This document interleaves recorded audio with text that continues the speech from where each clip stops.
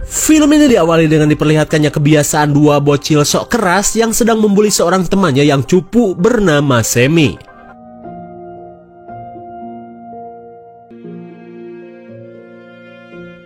Setelah memasukkan Semi ke dalam karung goni, mereka pun selebrasi sambil udut jarcok di pinggir kali.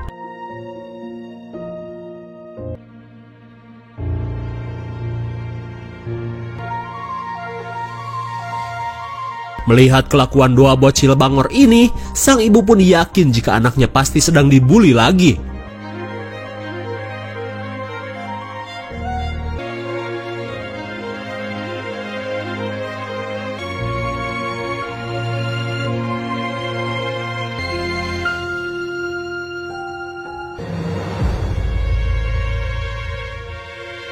Betapa syoknya sang ayah saat melihat wajah anaknya sudah seperti jagung bakar yang gosong.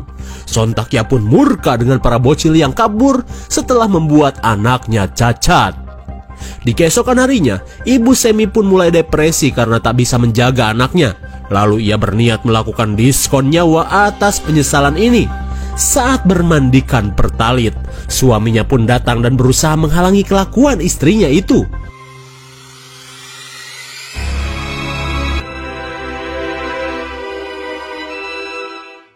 Di hari berikutnya, Semi yang bertopeng perban melihat ayahnya akan menuntut balas pada kedua bocil itu. Ternyata kemurkaan si ayah memuncak akibat kelakuan dua bocil itu. Akhirnya ia harus kehilangan istri tercintanya. Lalu film pun baru dimulai. Singkat waktu 10 tahun berlalu. Scene beralih pada pasangan duda dan janda beranak 3. Karena akan pergi berkemping, pasangan ini sedang menjemput salah satu anaknya yang baru menikah. Tapi bukannya happy, mereka malah cekcok karena si ayah tidak suka jika istrinya terus-terusan ngoprek HP kreditannya ketika berlibur. Tak lama kemudian, anak mereka yang bernama Jess datang bersama suaminya. Terlihat Jess pun merasa senang saat bertemu dengan sang ibu bersama kedua adik laki-lakinya. Setelah keluarga ini lengkap, perjalanan pun baru dimulai. Di sepanjang perjalanan, Jess merasa kesal karena kedua adiknya malah sibuk ngoprek laptop daripada kangen-kangenan. Cekcok mereka pun jelas membuat si ibu yang bernama Katie marah. Apalagi ia sedang pusing mencari lokasi camping, takutnya nyasar ngikutin map dan berakhir di sawah warga. Begitupun dengan Wesley, papi tiri ini pun sedang keder terlebih karena lokasi tersebut merupakan saran dari teman-temannya. Daripada nyasar ke Silent Hill, mereka pun bertanya kepada seorang abah-abah. Ternyata pria tua penjual sirup apel ini adalah si ayah di scene awal tadi. Namun ketika Katie bertanya, si abah malah fokus dagang dengan tingkah yang aneh. Mungkin karena dulu ia depresi, si abah pun kini menjadi sengklek. Kemudian Wesley mengatakan jika keluarganya akan menuju lokasi pertanian Hansen yang menurut peta tidak jauh dari tempat ini. Tapi tetap saja si abah tidak menjawab dan terus ngoceh mempresentasikan sirup apel yang katanya sangat nikmat karena ditanam di tanah vulkanis, dipupuk menggunakan tai embe dan dipetik oleh tangan-tangan gadis glowing. Dirasa malah bikin jengkel, Wesley pun melanjutkan perjalanannya.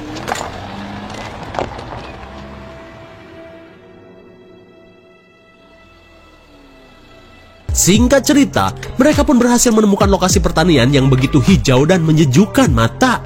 Kemudian Wesley mengatakan jika ia ingin keluarganya sekali-sekali berbaur dengan alam dan berpuasa dari filter IG yang menyesatkan. Lalu Wesley menyuruh keluarganya untuk berbenah karena mereka akan berkemping di lokasi ini.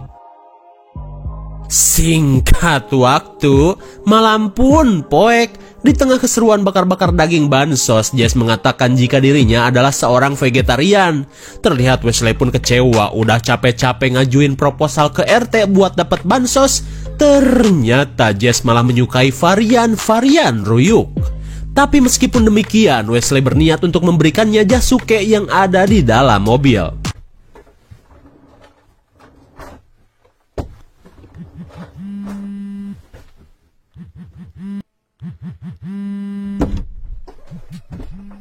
Betapa kesalnya Wesley saat mengetahui si remaja bernama Toby ternyata membawa HP. Hey, that's mine. Mom? I specifically said, I did your bullshit disturbing me. Sontak Toby pun marah dengan sikap ayah tirinya ini. Daripada terjadi adu mekanik, Toby pun memilih untuk masuk ke dalam mobil saja.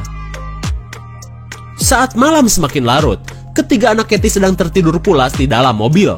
Lalu tiba-tiba, betapa kagetnya semua orang saat si bocil Sam melihat sosok misterius mengintipnya. Saat si bocil ngagibri ketakutan, ia pun meminta bobo sama si ibu di dalam tenda. Namun, Jess berusaha menenangkan si bocil jika itu cuma halusinasi Sam saja yang sering nonton channel Sakahayang. Saat malam semakin larut, suami Jess yang bernama Curtis menyempatkan diri udut bako sebelum bobo.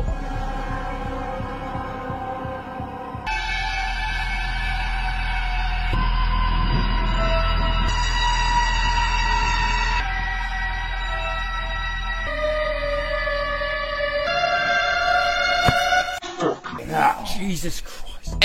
Bapak, udut juga pak. Lalu tiba-tiba, Catherine! semua orang pun panik saat melihat tenda si ibu tiba-tiba kahuruan.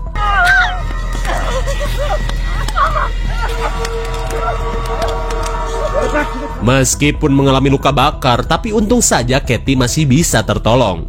Di tengah kepanikan, Wesley mengajak keluarganya untuk mencari rumah petani guna mendapatkan bantuan. Saat pagi menjelang, mereka tiba di sebuah peternakan yang sepertinya sudah bangkrut pasca virus kolor kemarin.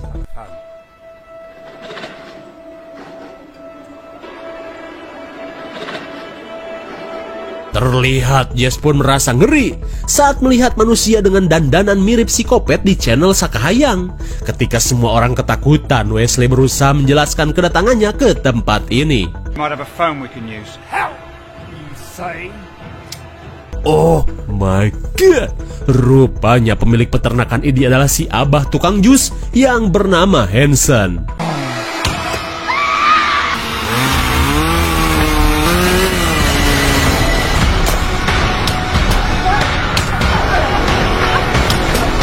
Di tengah kebrutalan Hanson, Curtis mencari keberadaan Jess.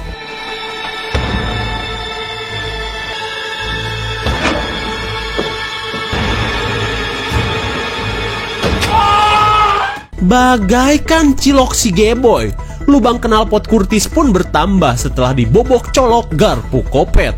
Di sisi lain, Jess dan Sam berhasil masuk ke dalam sebuah ruangan. Tapi tiba-tiba,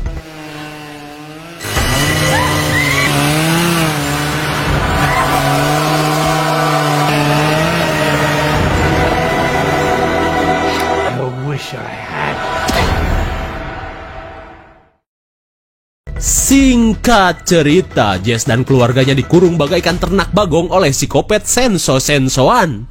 Ketika psikopat Semi mempermainkan mereka, ayahnya pun datang dan menyuruh psikopat Semi untuk berhenti mengusili kelima asetnya. Agar tidak mudah kabur, Hanson pun mengalirkan listrik pada kandang tawanannya. Kemudian Hanson akhirnya mengatakan siapa ia sebenarnya.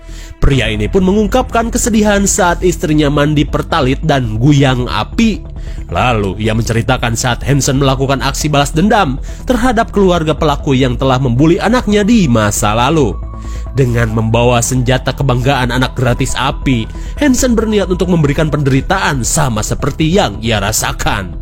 Kemudian ia bertemu dengan pria bernama Everett yang merupakan ayah dari kedua bocil laknat itu. Setelah menembak ceker Everett, Hanson belum merasa puas. Melihat pembalasan Hanson, salah satu bocil berusaha untuk kabur.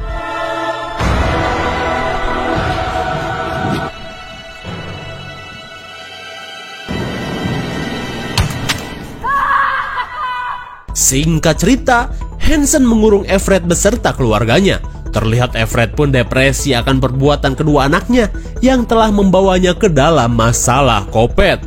Lalu tiba-tiba, Sontak keluarga Everett pun histeris saat melihat si sulung diperlakukan layaknya asu. Oh my god, ternyata kulit wajah si bocil dijadikan topeng untuk dipakai Sammy. Setelah sesi curhat dompet, Hansen pun mengatakan jika ia malah ketagihan dengan perbuatannya itu dan terus memburu keluarga-keluarga bahagia di luaran sana. Lalu, Hansen menyuruh si Kopet untuk membawa Sam untuk dipisahkan.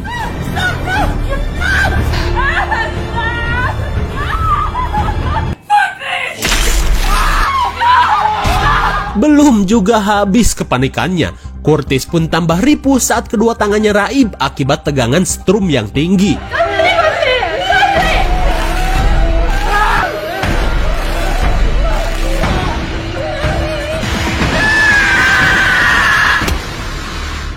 Bagaikan manusia geprek, Curtis pun modar setelah dipijit palu Kopet bertubi-tubi. Singkat waktu, malam pun poek. Seperti biasa, Hansen merawat kerangka istrinya seperti merawat orang yang masih hidup. Rupanya, inilah yang disebut cinta sampai ke tulang.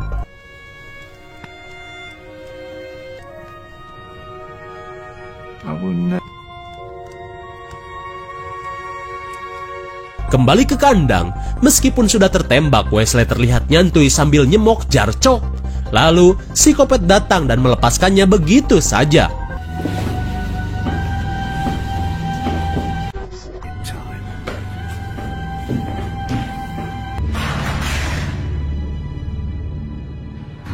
Melihat Wesley yang akrab dengan si Kopet, Toby merasa jika ayah tirinya itu bersekongkol.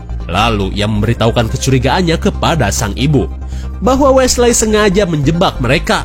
Makanya Wesley begitu marah jika ada yang membawa HP selama berlibur. Akan tetapi, sang ibu tidak percaya dan menganggap Toby mengada-ngada. Kemudian scene beralih kepada Wesley yang sedang amuk-amukan.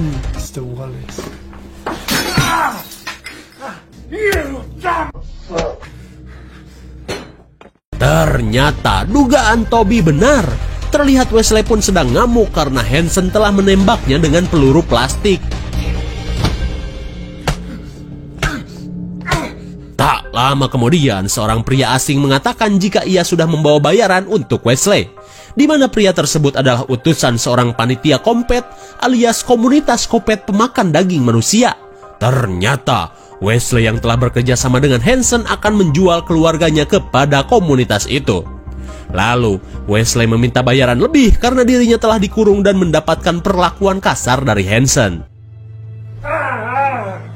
The meat eater. Yeah. These aren't sweaty. Setelah mendapatkan bayaran, Wesley langsung sumringah tanpa memperdulikan Hansen.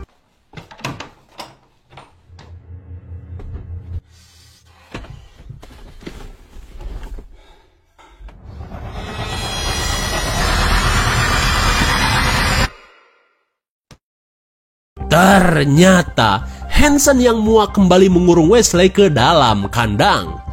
Di tengah kekesalan Wesley, ia tidak sadar telah ngebacot tentang kesepakatannya bersama Hansen. Melihat tatapan keluarganya, Wesley pun sadar jika kelakuannya kini sudah terbongkar. Karena sudah terlanjur basah, akhirnya Wesley pun mengakui semuanya. Bahkan, ia mengatakan jika kebakaran di dalam tenda itu adalah kelakuannya untuk menggiring mereka ke peternakan. They are detestable inch of you. Comfort of knowing that you're getting. Akhirnya, ayah tiri Gelo ini pun tewas di tangan Toby. Tapi tiba-tiba,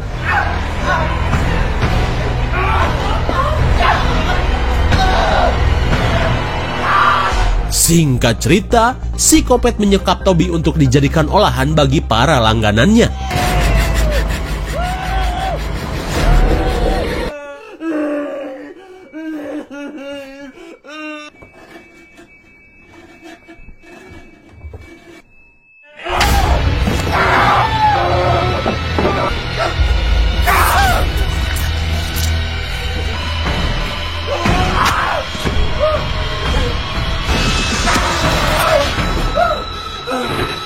Konyol sekali.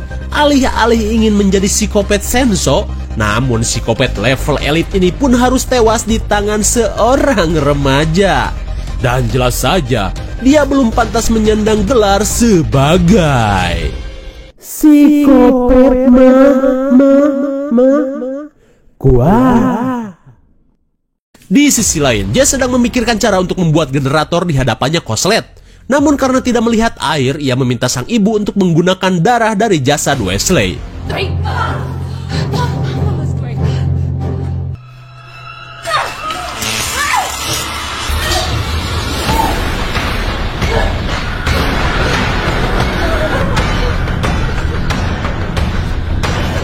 Tapi sialnya pintu ruangan ini terkunci. Kembali pada Toby, kali ini ia akan menyamar sebagai psikopat agar bisa menyelamatkan keluarganya.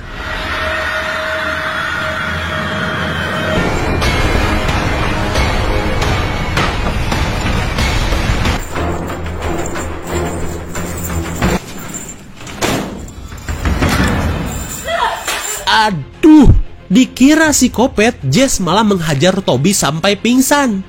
Kemudian, Jess menyeret Toby yang ia kira sebagai psikopat untuk dimasukkan ke dalam oven. Sammy!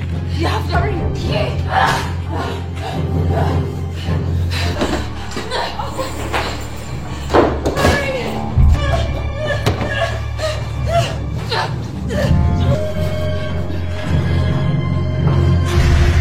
Setelah berhasil sembunyi, Hansen datang bersama satu lagi utusan Kompet.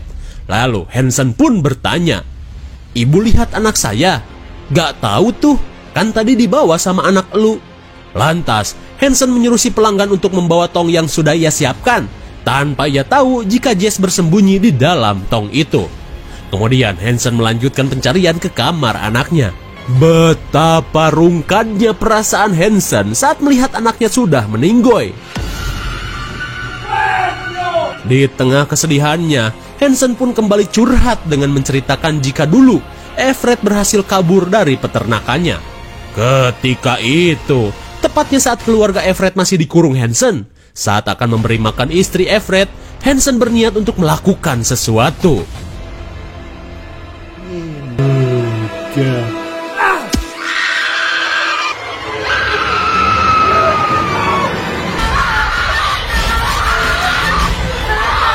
Ternyata Hansen memanen tangan istri Everett. Setelah Hansen pergi, Everett pun semakin kena mental. Lalu ia berusaha meloloskan diri meskipun masih terikat bersama anak-anaknya.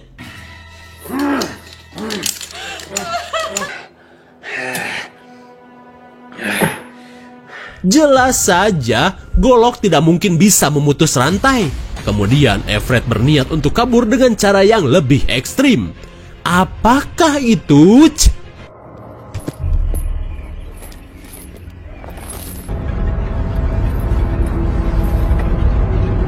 Ternyata Everett memangkas ceker anak-anaknya agar ia bisa kabur sendirian.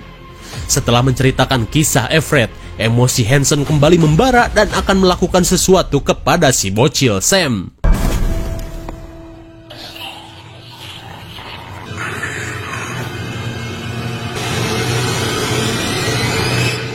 Oh my god, rupanya Sam ditempatkan bersama dua orang aneh yang ternyata adalah anak-anak Everett. Dan itu berarti selama ini Hansen mengurung kedua bocil yang dulu selalu membuli anaknya. Kembali pada Jess, kali ini ia sudah tiba di salah satu rumah anggota Kompet. Saat Jess akan melakukan perhitungan, ia pun berpura-pura sebagai korban penculikan yang membutuhkan pertolongan.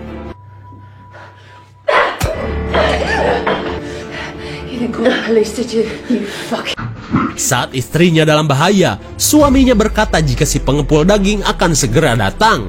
Mendengar hal itu, Jess pun berniat untuk menangkap si pengepul yang sudah membuat keluarganya menderita.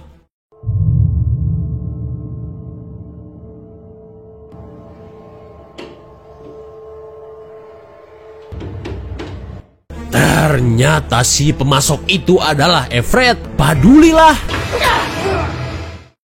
Akhirnya, Jess berhasil melumpuhkan Everett. Kembali ke kandang.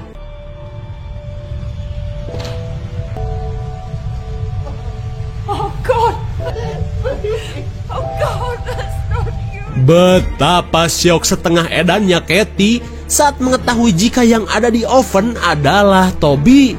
Terlihat Katie pun cuman bisa menangis melihat anaknya di roasting habis-habisan sampai tutung.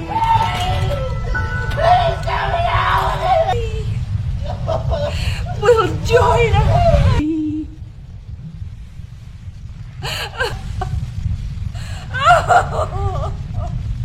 Di keesokan harinya, Jess membawa Everett ke peternakan dengan menggunakan mobil. Lalu ia langsung mengaitkan Derek untuk menyelamatkan sang ibu. Akan tetapi, pengait tersebut malah digunakan Katie untuk mengeluarkan Toby mehong dari dalam oven.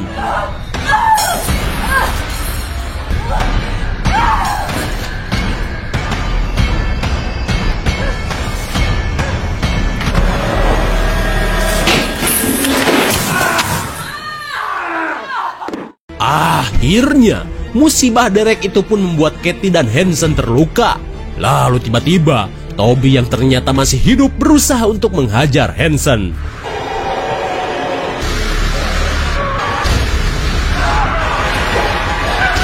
Karena wajah Toby terkena luka bakar, Jess menyangka jika Toby adalah psikopat.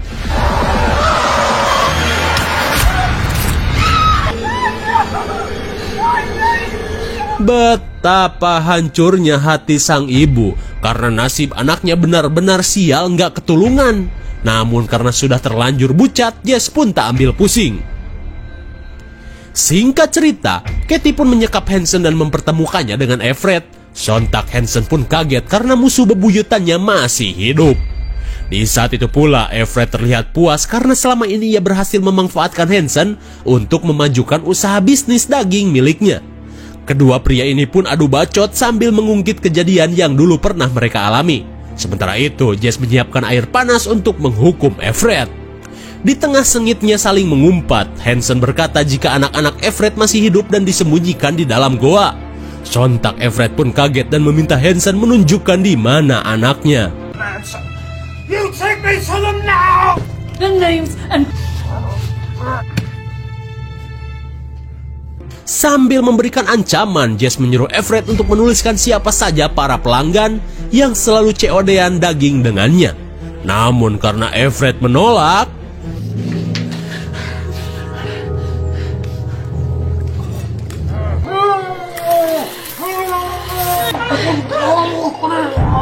setelah kumur-kumur dengan air panas, Everett pun menuruti perintah Jess. Kemudian Jess dan Hansen membawa Everett yang ingin bertemu dengan kedua anaknya.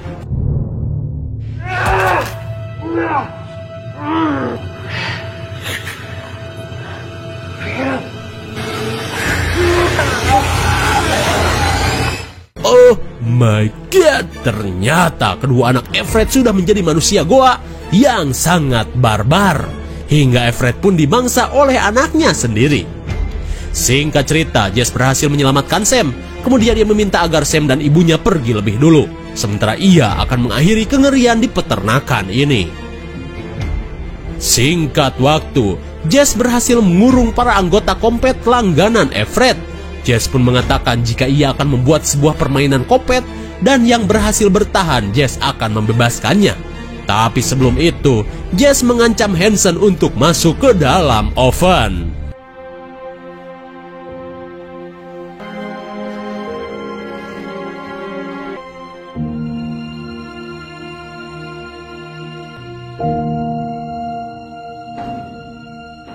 Akhirnya, Jess berhasil memusnahkan sindikat kompet beserta petani dan jajarannya. Masalah ia salah sangka sama si Toby mah bodoh amat. Lalu, film pun sudah berakhir. Bagaimana, sangat mengerikan sekali bukan? Berawal dari kelakuan anak-anaknya Everett, Hansen yang merana pun membalas dengan memberikan penderitaan kepada keluarganya. Parahnya lagi, Hansen yang depresi pun berubah menjadi seorang peternak kopet. Namun siapa sangka, Everett yang bebas memanfaatkan kelakuan kopet Hansen untuk usaha daging miliknya. Namun kedatangan keluarga Jess ke peternakan Hansen membuat dua pria ini akhirnya bertemu. Dan setelah mengalami banyak kengerian, Jess berhasil meruntuhkan peternakan Hansen lengkap dengan para pelanggannya.